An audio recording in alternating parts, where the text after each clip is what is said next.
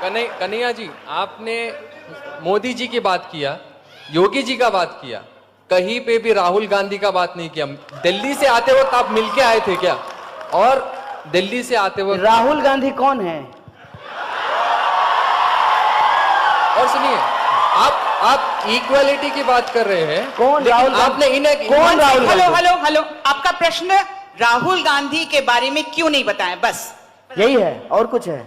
हो गया। इक्वालिटी की बात करते करते आपने सिर्फ बीजेपी को टारगेट किया, जो 5 साल से अभी आई है। 60 इयर्स जो बाद में कांग्रेस ने किया, उसका कुछ नहीं देखा आपने, उसका एक भी नहीं देखा। जो दिखा योगी जी, आपका प्रश्न मोदी जी है। आप सुने ही नहीं, आप ध्यान ही नहीं दिए। लाल बहादुर शास्त्री 1904 में पैदा हुए, मुगल सराय में पैदा हुए, 1952 में रेल मंत्री बने, और एक बार रेल दुर्घटना हो गई थी तो उन्होंने कहा कि हम इस्तीफा दे देंगे। ये 2014 से पहले की घटना है ना? ये 2014 से पहले की घटना है कि 2014 के बाद की घटना है? 2014 के बाद जो हुआ कि मुगल सराय स्टेशन का नाम बदल करके दीनदयाल उपाध्याय के ऊपर रख दिया गया। तो आप मुझे बताइए कि इस देश में जो सरकार है, सवाल उससे पूछा जाए कि नेहरू से पूछा जाए?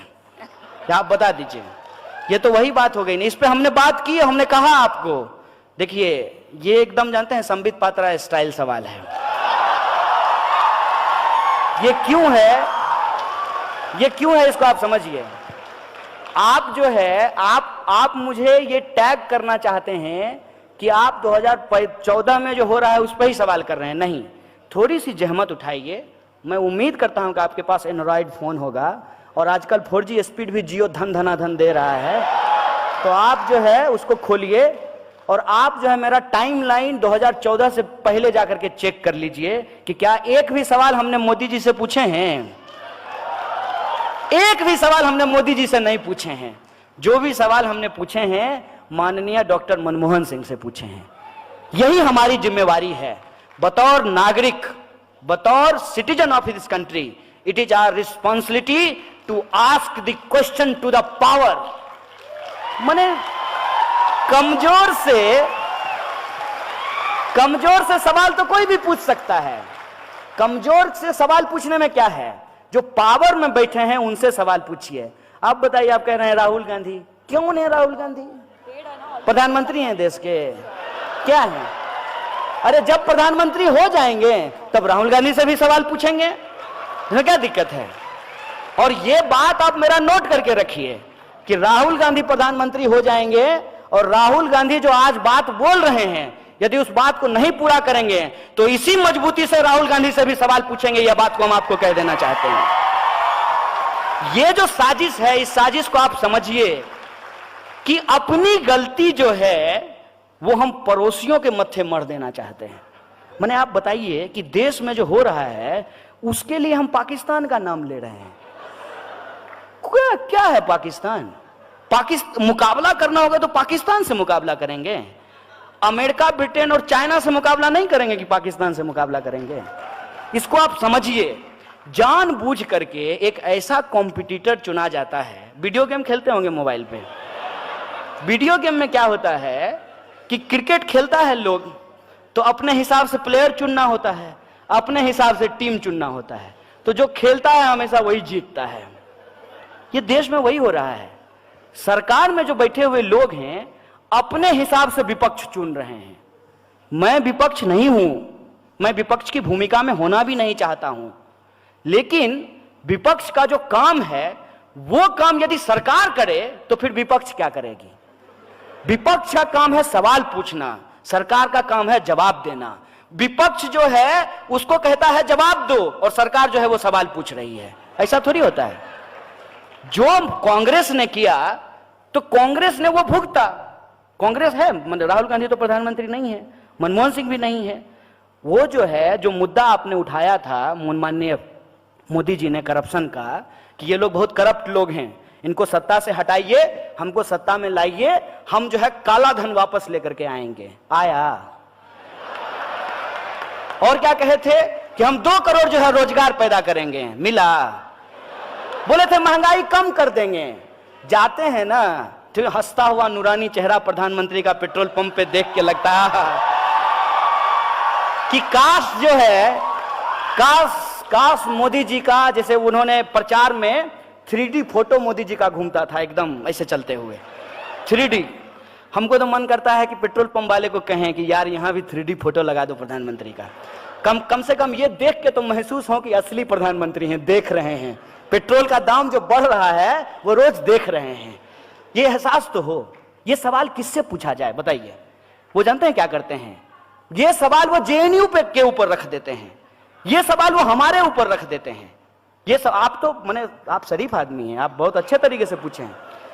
लोग जानते हैं हमको क्या कहता है? लोग तो कहता है कि ये क्या बोलेगा, ये तो देशद्रोही है। अब बताइए, ये भी सवाल सरकार से पूछना चाहिए जो हमसे पूछ रहा है। देश में गृह मंत्री हैं, कड़ी निंदा करते रहते हैं इसे हाथ हिला के। देश में जब गृह मंत्री हैं, देश में कानून है, देश में न्यायपालिका है। अगर हमने देश के खिलाफ कुछ बोला है तो हमको पकड़ करके जेल में डालिए। टैक्स का पैसा तो आप बर्बाद कर रहे हैं साहब, कि हमको जेल में डालने की बजाय हमको बॉडीगार्ड देकर के दुनिया घुमा रहे हैं, देश घुमा रहे हैं। ये सवाल किससे पूछना चाहिए? सरकार से ना, कि देश में अगर कहीं कुछ हो रहा है गलत, कुछ भी गलत, अगर मान लीजिए किसी ने नारेबाजी कर दी है, हम तो नहीं किए हैं, अगर किए होते तो आपको भरोसा दिला देते हैं। ये लोग डर की सत्ता कायम करना चाहते हैं, लोगों के सामने एक ऐसा तोहमत लगाते हैं कि लोग चारों खाने चित हो जाएं। किसी भी इंसान के ऊपर एक ऐसा आरोप मर दो कि उसकी सारे के सारे सवाल की लेजिटिमेसी चला जाए। जो सवाल हैं वो सवाल पूछना ही बंद कर दे, उसको इतना डराओ, यदि ना डरे तो गोली चलाओ, गोली चलाने के बाद भी नहीं डरे तो जान ले लो, नहीं माने तो जेल में भर दो। यही हो रहा है ना देश में। और आप तब भी कहते हैं कि सवाल जो है वो मोदी जी से ना पूछ करके राहुल गांधी से पूछा जाए। सत्ता से सवाल पूछा जाता है साहब, और सत्ता से सवाल पूछना चाहिए, और सत्ता किसी की भी हो, हर किसी से सवाल पूछना चाहिए। और हम हैदराबाद की इस आवाम को, गंगा जमुनी तहजीब को मानने वाली इस आवाम से हम यही अपील करना चाहते हैं। आप तमाम नौजवानों से यह अपील करना चाहते हैं कि कोई भी सरकार जिसको आपने अपना समर्थन दिया है, वो जब चुन करके आए हैं, उसका घोषणा पत्र आपके हाथ में होना चाहिए। मैंने ठीक है, आजकल ऑनलाइन का जमाना है, डाउनलोड कर लीजिएगा इनके वेबसाइट से, वो पढ़िए उसको और देखिए कि इसमें से कितने सवाल हल हुए हैं।